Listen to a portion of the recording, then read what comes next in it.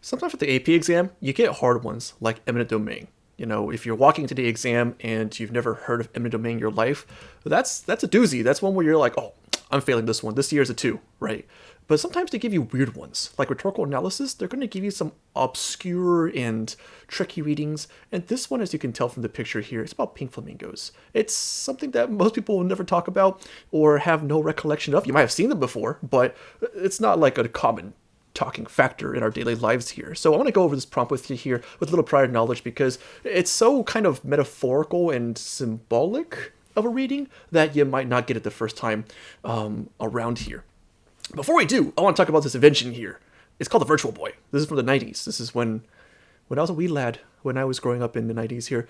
This invention came out, and, a lot of people are competing with consoles and trying to, one-up each other and all that. The Virtual Boy came up, and you can tell from the design that there's kind of some issues with it. It looks cool. Like, if you were growing up in the 90s, this was like, it looked bomb, right? But then when you start actually playing it, you start realizing that there's a lot of issues that go with a design like this here.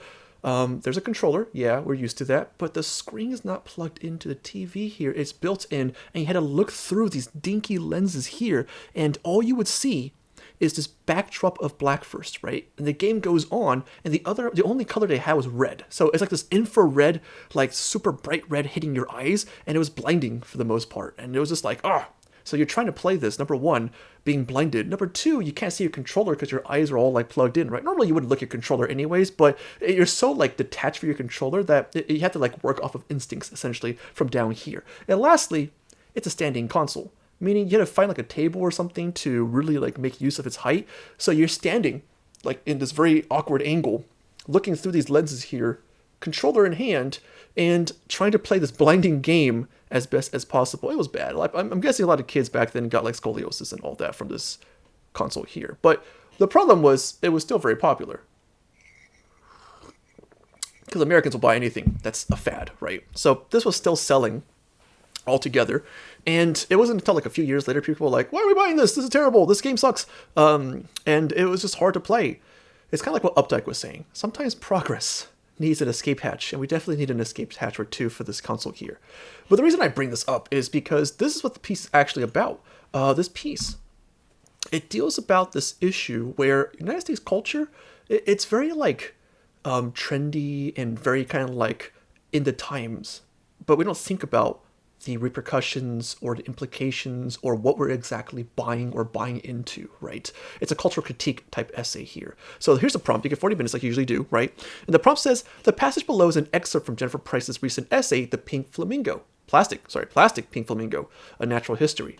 It's an essay. It's not a speech like we were analyzing before, where it's like more of a direct statement or argument being made here. This one's a little bit more like hidden. You have to infer for it. You have to like do a little bit more interpretation work, right? And with this prompt, the essay examines the popularity of the plastic pink flamingos in the 1950s. Okay, we have like a time period, kind of like when and what, right? And essentially, read the passage carefully, then write an essay in which you analyze how Price crafts the text to reveal her view of United States culture.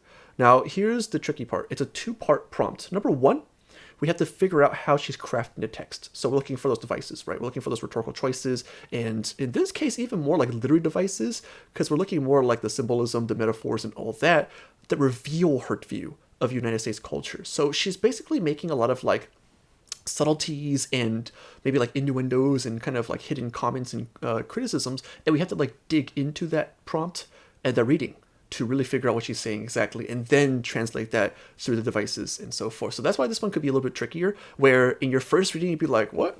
She's talking about pink flamingos? Yes and no. She's talking about pink flamingos in relations to the US, right? But let's talk about some prior knowledge stuff here. Let's talk about the pink flamingos themselves.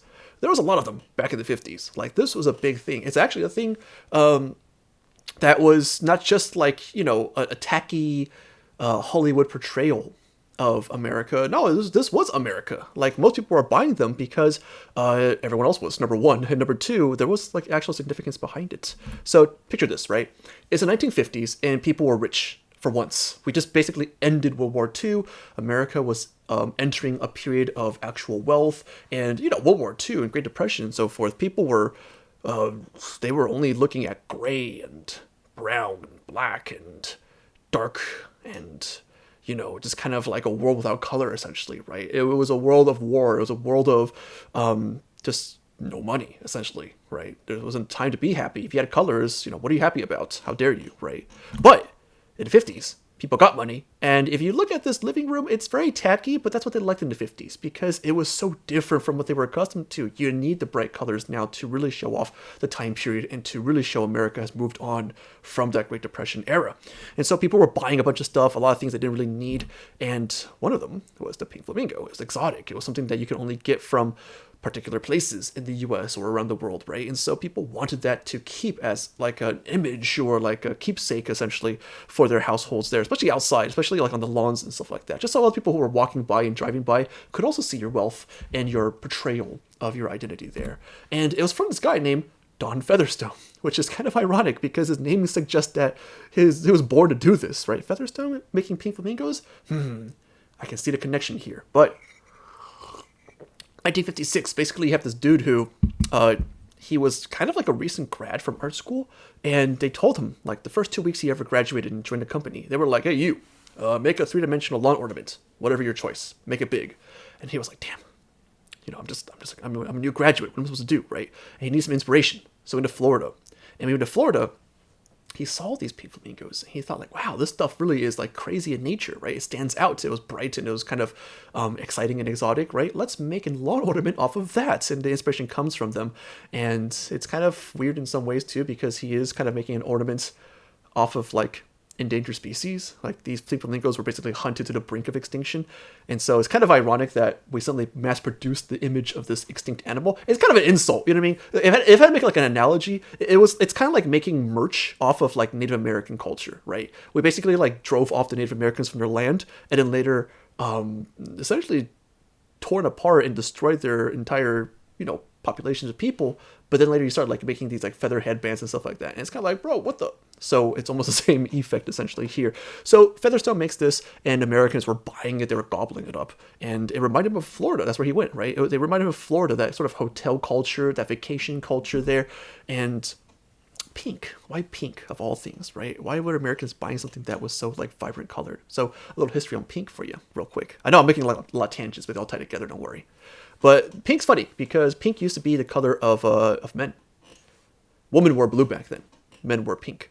And the reason being is pink used to be seen as a color of power, seen a color of excitement and being verbose, which means like, loud and proud and just kind of like in your face, something that men were expected to be in the time, right? Whereas women, blue, cool and quiet and calm and, not really challenging of society, docile, quiet and that nature there. But then it flipped. 1800s, it flipped. And it's kind of weird how it flipped too, because number one, it became a color that was associated with sexuality. So, okay, well, men want women to be sexual. Boom. Color for you. Pink color resembles bare skin. It's delicate, it's erotic. Well, that's what men see women as. I'll give you that color for that reason too. And also, you have to blame authors a little bit. Authors in that time period, mainstream literature especially, was like associating pink with like prostitution, with women in prostitution there. So, well, those three put together, 1800s, now pink is a woman's color. And it's been that way for a long time. And we've made that kind of cultural shift where men are cool and calm and in control, whereas women are like, vibrant and sexy and loud and all that there. So times are never really consistent. Because even now, even pink is taken back by women in many ways here, because pink now is kind of like a woman's rights symbol color, and it's also like representative of generational shifts of different ideologies. So it's weird. The things in America are always like, vocab, it's always fickle in America. You never really know if it's going to stand the time, right? It's never going to be in that one view forever. But, well, those flamingos, they didn't last for long. The 60s, 10 years later, people really just kind of grew tired of them, and they were deemed tacky by magazines, and people are throwing away flamingos left and right. Like, it was kind of a time period where people also became more like environmental friendly, right? Hippie era. Hippies were like, hey man, down with the plastics. Plastic's bad for the environment. So they took away the flamingos and stopped producing them. So the end, right? Supposedly. The 70s, this movie comes out, The Pink Flamingos. And this movie is, I never watched it personally, but from my understanding, it's about a bunch of crude people living together. And I mean crude. I mean like disgusting. I mean like ugly people in society here. People who, I don't know exactly. Maybe I'm like, oh, I'm not understanding it correctly, but it's kind of like the people in society you wouldn't freaks. They're like freaks. You know what I mean? Like the odd people in society there. But anywho, it's called Pink Flamingo, and the irony is there's only one Pink Flamingo in the entire movie. It shows up like once or twice, right? But people saw this movie. They were shocked by it, like, oh, disgusting, gross. But like an accident, you can't look away. You're just like looking at it. You're like, oh, I can't believe it. And as they were watching it, Pink Flamingo comes back in the mind of people. And then here we go again. Pink Flamingos again. People are buying them left and right. There's Pink Flamingo lights and balloons and ornaments and all that. So, yeah, Americans are weird. If it's trending, if it's a fad, they'll buy it, which seems to be the case that this author is trying to make for the essay here. Americans really are fickle when it comes to anything cultural, really anything in this consumer culture here. And with that prior knowledge, I hope that you can kind of like go into the text now and think, okay, well, that's probably what she's saying. How is she saying it? What is she showing me that will tell me that this is what Americans are like? Yeah, America's weird, but that's what George Carlin used to say. It's a comedian, George Carlin. He says, when you're born to this world, you gain access to the freak show.